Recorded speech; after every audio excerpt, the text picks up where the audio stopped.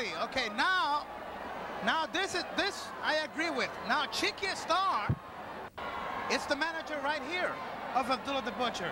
Now, if you talk about the things that I did, what about the things that Chiqui Star has done? Can you understand that a professional of a manager is to make the contract, get the right money, and sometimes you have to put away your own feelings because professional wrestling comes in first. If you love this sport, you're gonna do your best for your man to get the best contracts and forget about some feelings sometimes.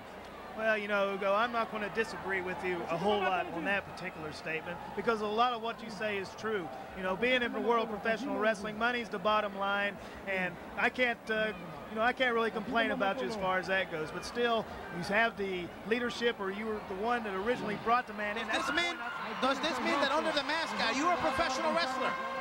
Well, I didn't say that. I just said in the world of professional wrestling, money's the name of the game. It's just like any other profession or business. You go out there to make as much money as possible. We'll try to put words in my mouth. Okay, here we're going to take a look at another outstanding battle between Carlos Colon and Abdullah the Butcher.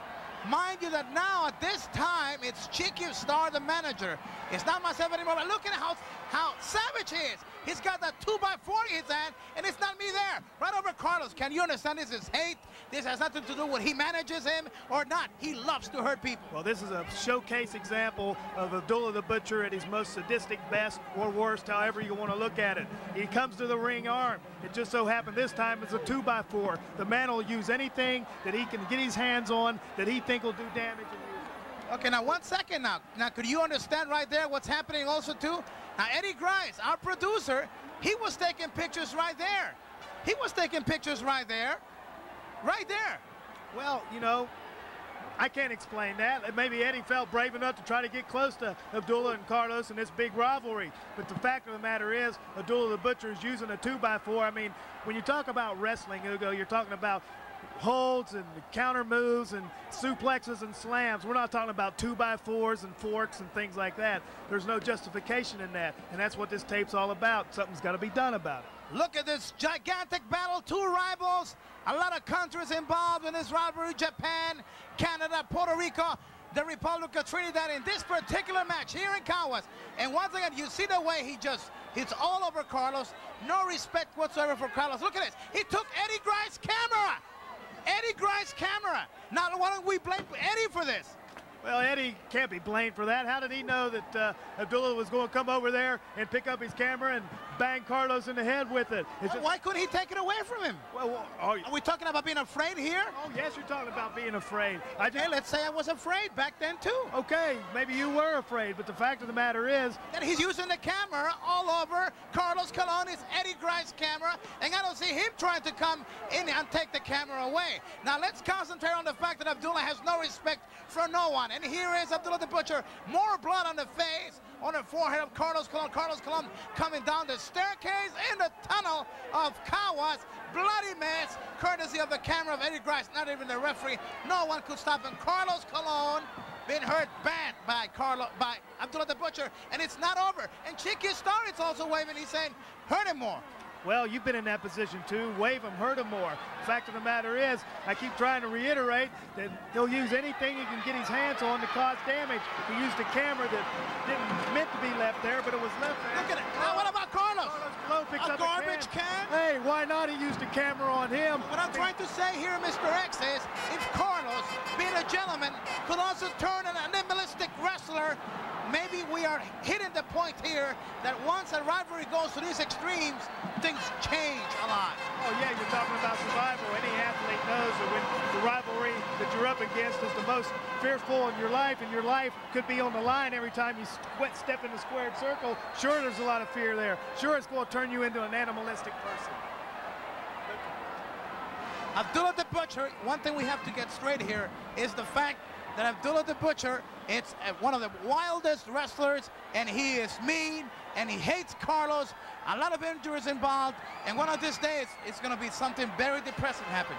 Well, now he's pulled out his good old fork, Hugo, so now he's going to cause even more damage. Look at it there. It's obvious to see. I don't know what the referee's doing, but it looks like El Vikingo, and that explains everything. But still, the fact of the matter is, this man has got to be stopped. I mean, something's got to be done about it. How many people are you willing to let him hurt? No, I have nothing to do with this. I'm just the host. I'm in charge of the production of some of the Spanish programs. And here I have nothing to do with wrestling. Nobody's forcing Abdullah to go into the ring to fight Carlos. Nobody's forcing Carlos to go back in the ring. You have to understand that his prestige is the pride of being the #1 in the World Wrestling Council. And Abdullah has always wanted to show the world that he's better than Carlos. And blood has never stopped them. They don't care about stitches. They don't care about injuries. They just go out there and they go for battles, wild battles. And you see that? You think Carlos was afraid of Abdullah the Butcher? He would have never been in the ring back after all the things that has happened. And the referee is right there. And I don't see him being aggressive either. Well, the referee's El Vikingo. As far as I'm concerned, like I said before, it's self-explanatory. But what we're talking about here is Carlos Colon. He's a man that's got a lot of pride. We all got a lot of pride. If you go out and you fight a battle and you lose, you go home, you get well up, wounded up, get all your wounds healed, you go back out and you do it again. And that's what's going on here. Carlos knows what he's up against when he gets in the ring with Abdullah. Oh, look at that. But, you know, look at him pounding that fork in his forehead. Again, no compassion for human suffering. I mean, human. I agree with you. I agree with you. That is Abdullah. And that's, I think a professional wrestler should know before he signs a contract, if he sees the name of Abdullah the Butcher there, he's got to be either brave, talented, or be very stupid, because he's not there to wrestle. He's there to hurt you with a fork, with a chair, with a piece of wood, with anything. Look at the blood on Carlos. Well, you know, like I said, you forgot to put camera in there because he used those two to inflict damage on Carlos. But like I said, Hugo, I'm not putting all the blame on you for what Abdullah's doing right here. The fact of the matter is, I have to say that I am not proud of the fact that I was his manager. But you do have to understand that people have to survive. You choose a trade. You have to do better what you do. And sometimes you have to do things to survive when you love what has been your life. In my case, professional wrestling. Well, I'm not out here to judge you either. You took that wrong. I was just merely thought you were You are making me feel guilty here, and it's bothering me. Well, you should feel guilty. Look what this man's doing. Once again, Carlos. This time it was Chicky Star, the manager, and he had already used Eddie Grice's camera. So I have nothing to do with it. I'm just judging here the style. Now that's a low blow kick here by Carlos on Abdullah the Butcher. A lot of the scientific wrestling goes out of the window of Carlos. Now look at Carlos. Carlos Colon biting on Abdullah. No mercy. I mean, his teeth all the way on his forehead.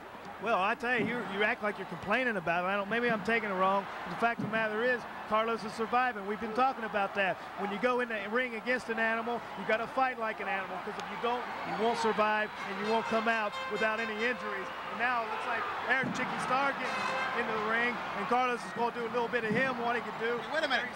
Abdullah the Butcher, he's got something in his hand. Might be a substance. I know his style. Okay, all over Carlos Colon. Immediate disqualification. Carlos in trouble. Now, he got the manager. He did hit Chicky Star, but it cost him a lot, because not only it's bad for his eyes, but now he's at the mercy of Abdullah the Butcher, who's all over Carlos Colon. Now, this could be the beginning to the end of Carlos' career, because he can't see at this time. Well, you know, you're right. He can't see. So what's going to happen? Abdullah knows he can't see. Carlos is bleeding. Abdullah's bleeding. And what it does is it puts Carlos at a disadvantage. And Abdullah... Here comes some of the other wrestlers, one of the young bloods. Everybody ganging up on him. Okay, what a tremendous battle. People again separating Abdullah and Carlos Colon.